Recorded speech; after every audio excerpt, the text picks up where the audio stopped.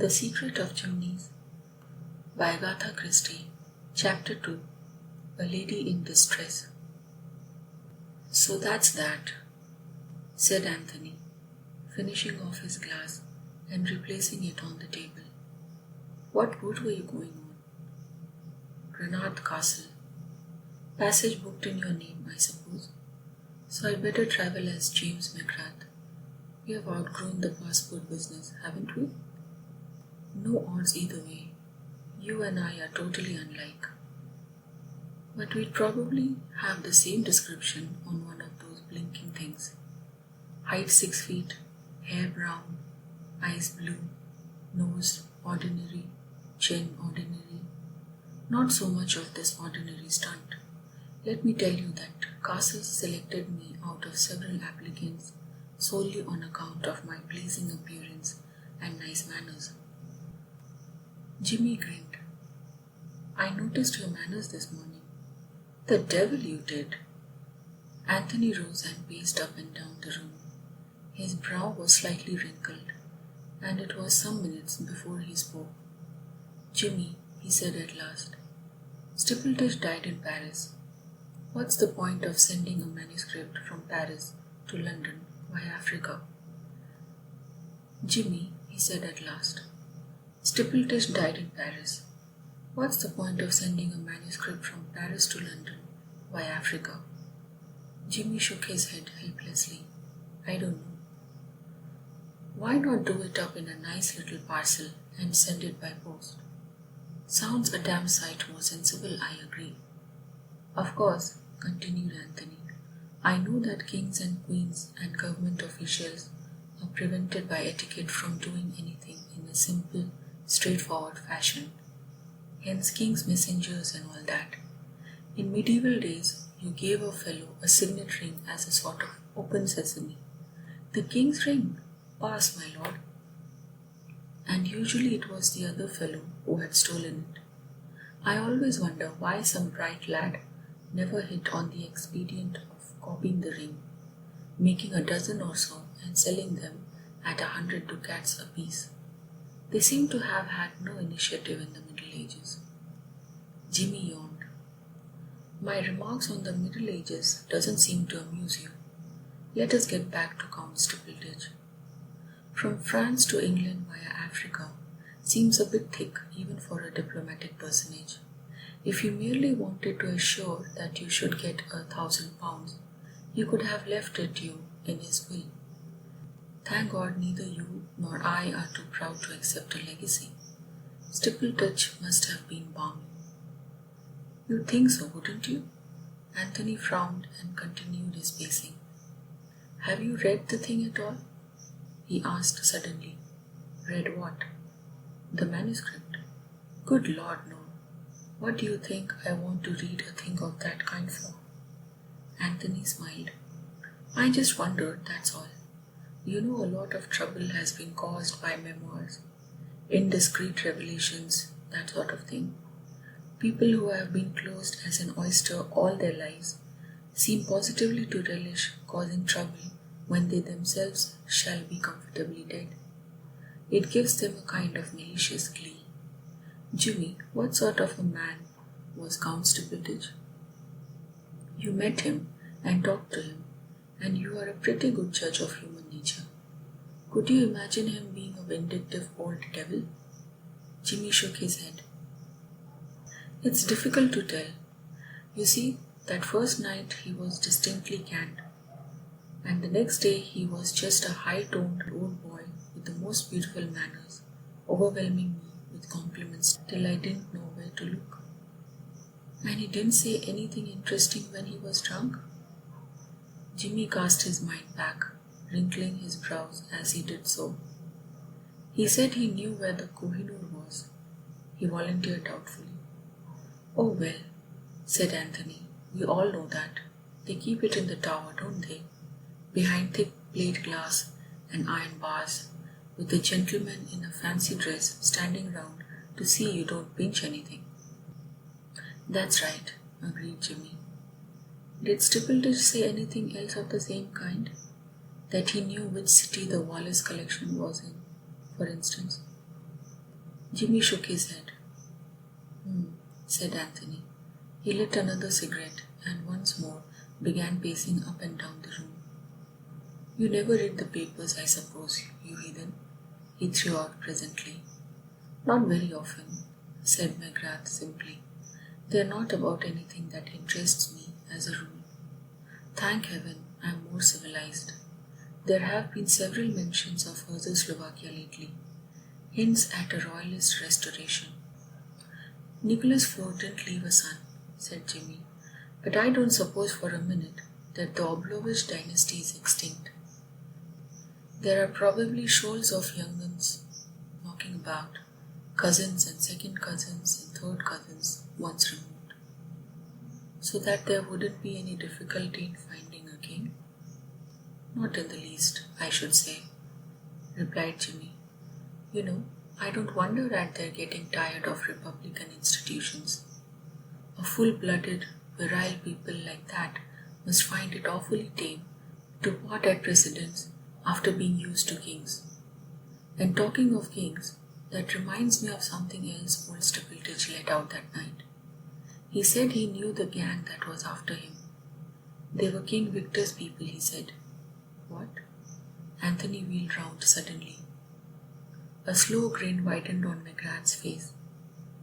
Just a mite excited, aren't you, Gentleman Joe? He drawled. Don't be an ass, Jimmy.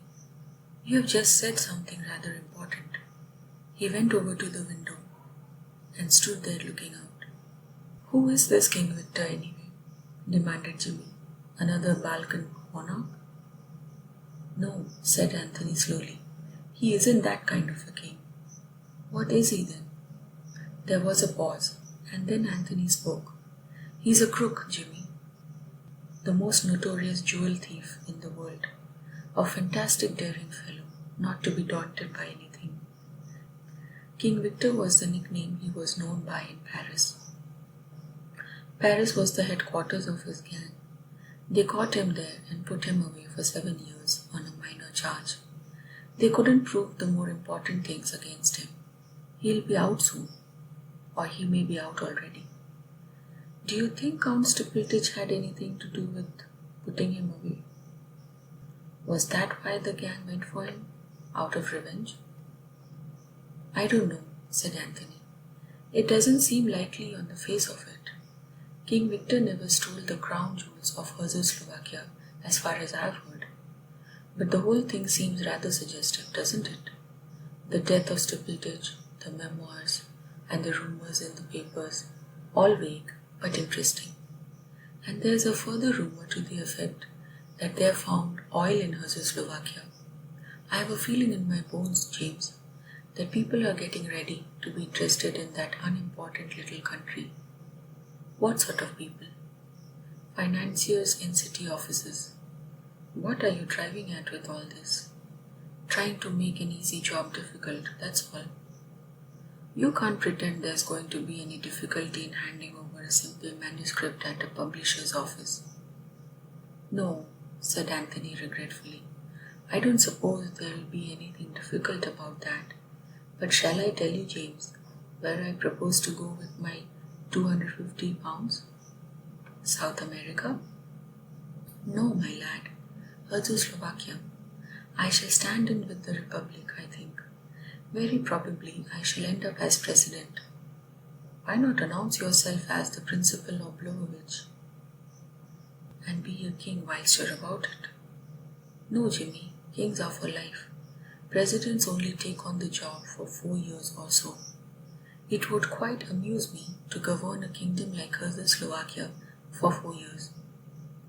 The average for kings is even less, I should say, interpolated Jimmy. It will probably be a serious temptation to me to embezzle your share of the £1,000. You won't want it, you know. When you get back, weighed down with the nuggets, I'll invest it for you in Czechoslovakian oil shares. You know, James, the more I think of it, the more pleased I am with this idea of yours. I should never have thought of Czechoslovakia if you hadn't mentioned it. I shall spend 1 day in London collecting the booty and then away by the Balkan Express. You won't get off quite as fast as that. I didn't mention it before, but I've got another little commission for you. Anthony sank into a chair and eyed him severely. I knew all along that you were keeping something dark. This is where the catch comes in. Not a bit. It's just something that's got to be done to help a lady. Once and for all, James, I refuse to be mixed up in your beastly love affairs. It's not a love affair. I have never seen the woman. I'll tell you the whole story. If I've got to listen to more of your long, rambling stories, I shall have to have another drink. His host complied hospitably with this demand, then began the tale. It was when I was up in Uganda. There was a Dago there whose life I had saved.